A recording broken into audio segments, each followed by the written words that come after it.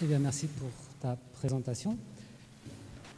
Ce que je vous propose, c'est de rester sur le thème pédagogie et de donner la parole donc, à François Vigneron, qui a une mention spéciale sur le même prix. Donc, d'une certaine façon, à l'autre bout du spectre, puisque ça concerne l'université plus que le primaire. Et il va vous expliquer en quelques minutes ce qu'il a pu réaliser.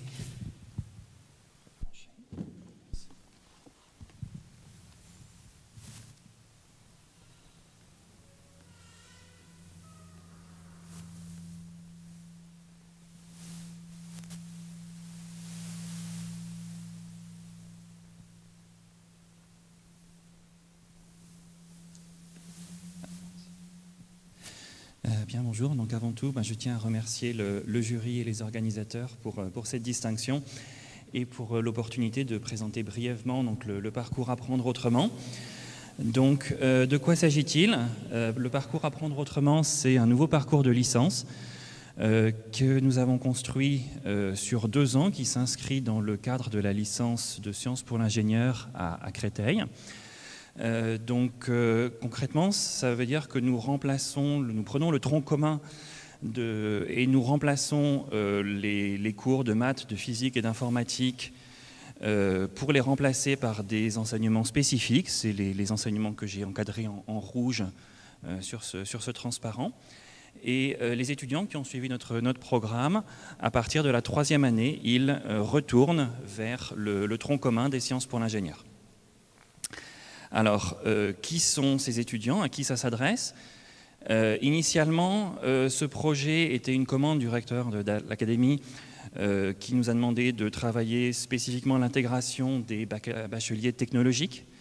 Le problème étant que statistiquement, l'espérance de survie d'un bachelier technologique en fac de sciences est de l'ordre de 6 mois.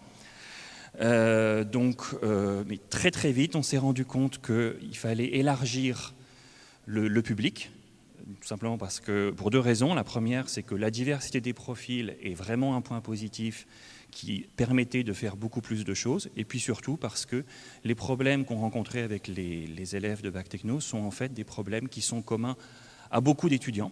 On peut servir à d'autres. Exemple typique, que vaut 1,5 plus 1 tiers? Quand on demande ça à des élèves de maths physique, 1 tiers d'entre eux a quand même du mal.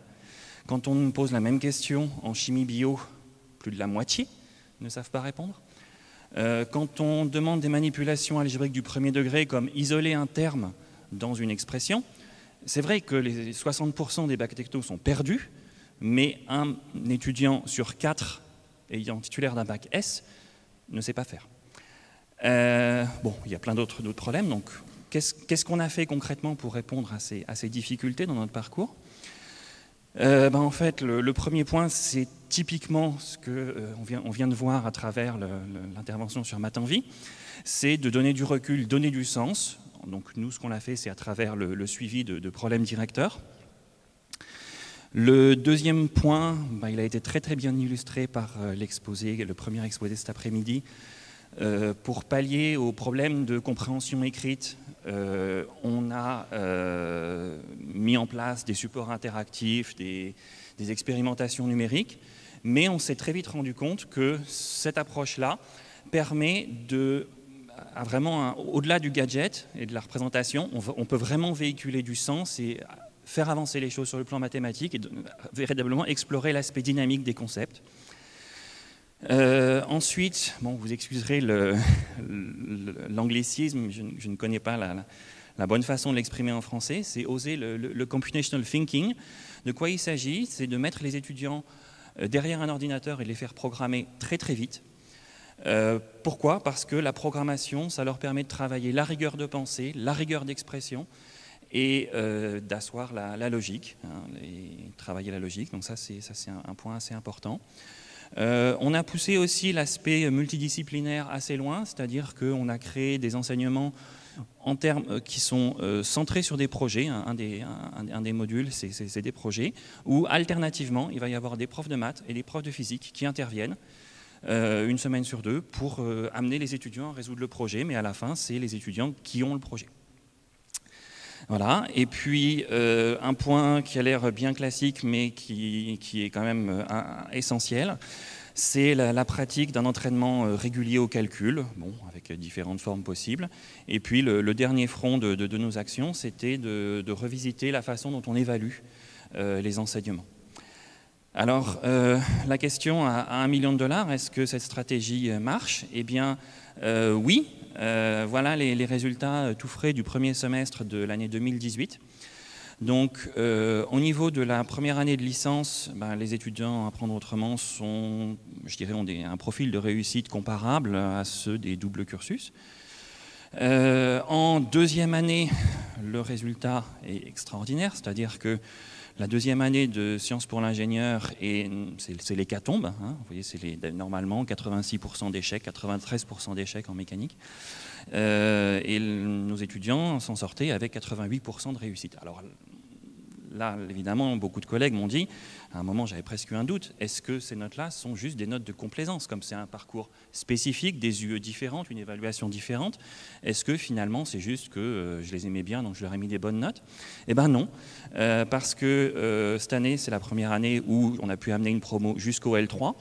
Ils sont intégrés au L3. En L3, moi, j'ai plus aucun contrôle sur eux. Ils sont en tronc commun et vous voyez que les résultats donc, de Sciences pour l'ingénieur sont plutôt corrects, mais parmi ces résultats, le petit sous-groupe des anciens Apprendre Autrement sont des élèves en béton armé. Voilà, donc ça a été une belle réussite et j'ai été très heureux de leur permettre d'avancer. Voilà, donc je suis là pour les questions quand il y en aura. Merci encore.